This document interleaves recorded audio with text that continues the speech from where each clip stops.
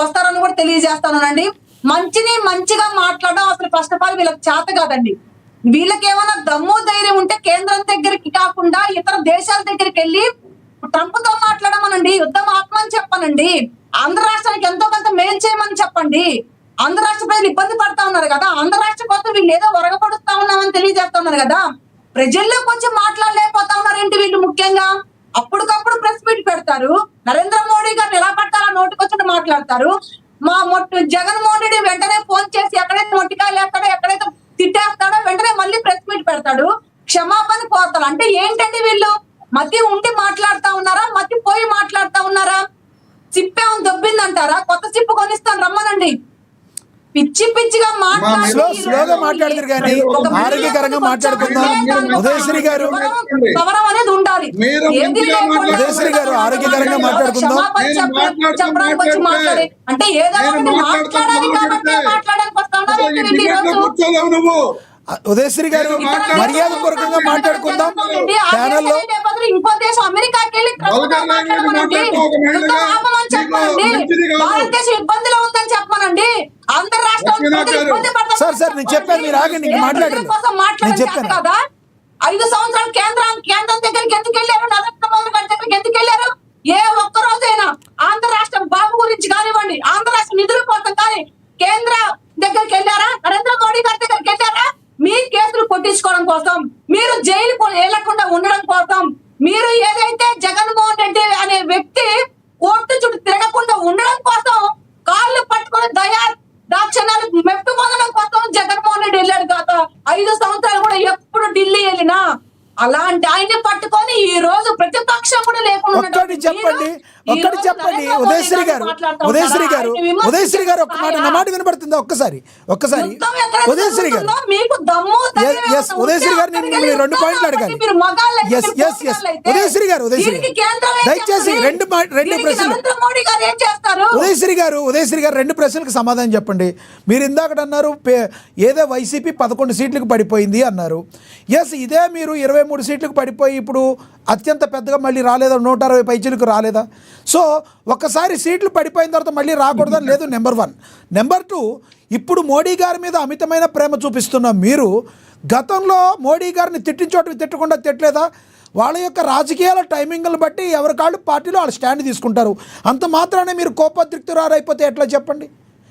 Point to point మాట్లాడండి ఉదయశ్రీ గారు.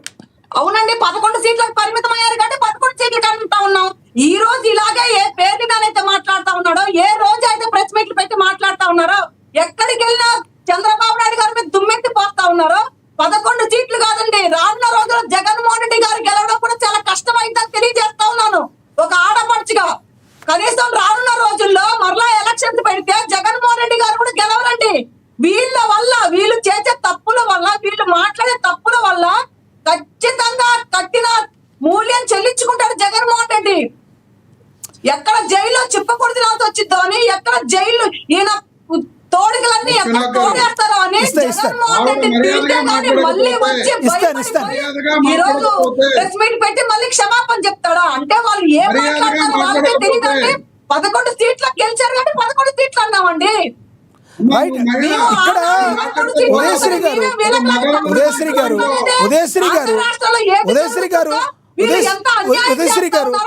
మనం ఒక మాట అంటే చూపించాం కాబట్టి ఈ రోజు కూటమి ప్రభుత్వంలో ఉంటే మేము గెలిచామండి. అన్ని సీట్లు వచ్చిన వాళ్ళు 5 సంవత్సరాలు గెలిచారు కదా. ఆంధ్ర రాష్ట్రానికి ఏదో ఉదయశ్రీ గారు ఒక మాట వినండి. ఉదయశ్రీ గారు ఎవరైతే ఇప్పుడు మీరు ఒక మాట మాట్లాడారు, జగన్మోహన్ రెడ్డి గారు చెప్పుకొని తిన్నారని మీరు అన్నారు. మరి చంద్రబాబు నాయుడు గారు కూడా 70 రోజులు చెప్పుకొని తిన్నారని వాడు కూడా అంటారు. మీరు ఒక మాటని వాళ్ళు ఒక మాటని అవసరమా? ఒక్కటి డైరెక్ట్ గా చెప్పండి. దాన్ని బట్టి తెలుసుకోవాలి మీరు ఎంత మాత్రం పరిపాలన చేశారో. నోరుంది కదని మాట్లాడంగానే ఏదో ఆయన మండలం పప్పులు పొందడం కోసం ప్రెస్ మీట్లు పెడితే కుదరదండి. ఇక్కడ ఆంధ్రరాష్ట్ర ప్రజలే పిచ్చోళ్ళు కాదు కదా మీ ప్రెస్ మీట్ చూడడానికి.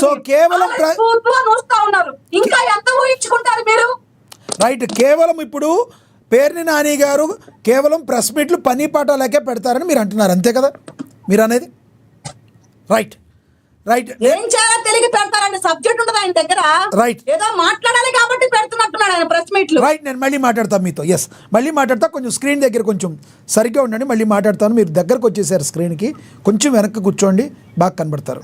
రైట్, ఒక్కసారి మనం యశ్వంత్ గారితో మాట్లాడదాం. యశ్వంత్ గారు ఏమంటారు? మీరు రమేష్ గారు మాట్లాడిన మాటలతో యాక్సెప్ట్ చేస్తారా?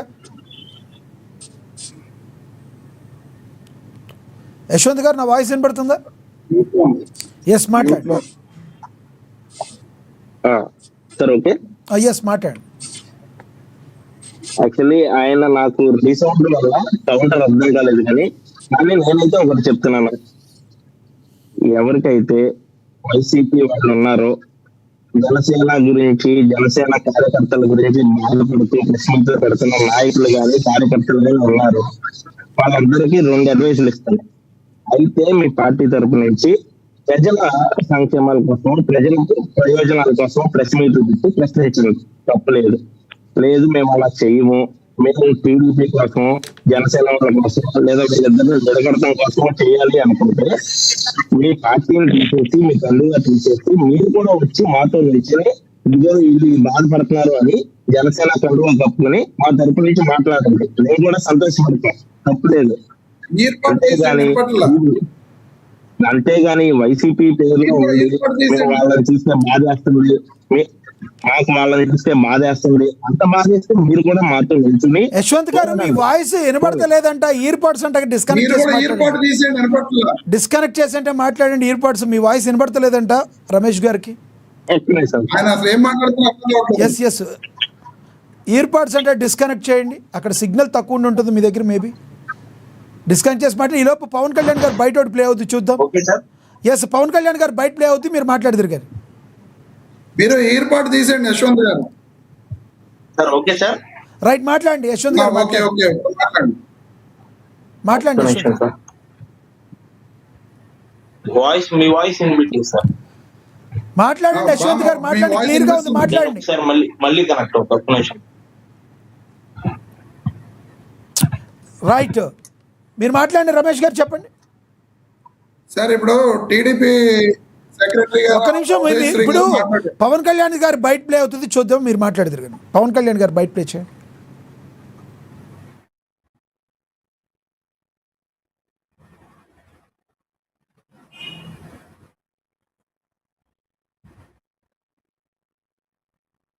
మొన్న ఎలక్షన్ తర్వాత మీ అందరూ ఒక మైండ్ లో ఒకటి ఉంది. ఆ రోజే కనుక 2024లో మీరు తెలుగుదేశం నుంచి వెళ్లకుండా ఉంటే చాలా బాగుండేది అని నా చెవులు ఊదర కొట్టేస్తున్నాను. నేను దానికి కారణం చెప్తాను.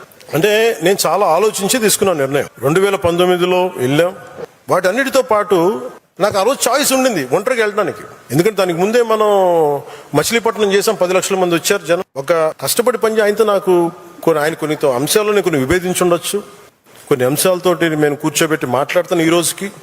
అలాంటిది ఆయన జైల్లో పెట్టినప్పుడు అది ఒక కీలకమైన పరిస్థితి. ఎందుకంటే ఆంధ్రప్రదేశ్కి ఎప్పుడు సమస్య. చెన్నై నుంచి విడిపోయాం, కర్నూలుకి వెళ్ళాం, కర్నూలు నుంచి హైదరాబాద్కి వెళ్ళాం, హైదరాబాద్కి వెళ్తే ఇక్కడ లేదు. పోనీ ఇక్కడైనా పోనీ ఓకే, తెలంగాణలో గొడవ ఉంది, ఆంధ్రప్రదేశ్ మనం తమిళనాడులో గొడవ ఉంది, పోనీ ఇక్కడైనా బాగుంటారా అంటే 3 రాజధానులు అంటారు. ఉన్న రాజధాని నచ్చదు. ఇప్పుడు ఎందుకులని గెలియాలి 12 బోర్ గన్ను ఏదో ఉంటుంది. ఇవన్నీ అంటే నేను అనేది ఆంధ్రప్రదేశ్కి ఎప్పుడు ఒక ఏకత్వం లేదు. అలాంటిది నేనేం చేశాను, నిర్ణయం తీసుకోవాలంటే నేను స్వార్థంగా వెళ్ళిపోయి ఉండొచ్చు. నాకు చాయిస్ ఉండింది ఆ రోజున. ఆయన కలిసినప్పుడు నేను జైలు నుంచి బయటకు చేయని చెప్పుండొచ్చు, ఆయన త్వరగా బయటని ఈ డ్రామా కూడా చేయగలను కదా, నాకు సత్తా ఉంది కదా. ఆ రోజు జైలు నుంచి బయట ఇది కూడా ఊహించుకోండి, ఆయన బయటికి రావాలని నేను కోరుకుంటున్నాను, వారికి మా మద్దతు ఉంటుందని చెప్పి నేను ఇండివిజువల్గా వెళ్ళిపోయి ఉండొచ్చు. కానీ నాకు మనసుకు అలా అనిపించలే. పాప ఆయన జైల్లో చూసాం, అరే ఇన్ని కష్టపడ్డాడు పాప ఈయన కూర్చోబెట్టి నాకు ఏమనిపించింది, నాకు ఓన్లీ జైల్లో ఆయన కలిసి బయటికి వచ్చే దారే ఉంది. ఇది గోల్డెన్ అవర్. ఇది ఆంధ్రప్రదేశ్ ఇంటెన్సివ్ కేర్లో ఉంది. ఆ రోజు తీసుకునే నిర్ణయమే కీలకం. అప్పటికి మేము ఈ కరోనా వల్ల దీనివల్ల బీజేపీ మేము ఖచ్చితంగా ముందుకు తీసుకెళ్ళలేకపోతున్నాం.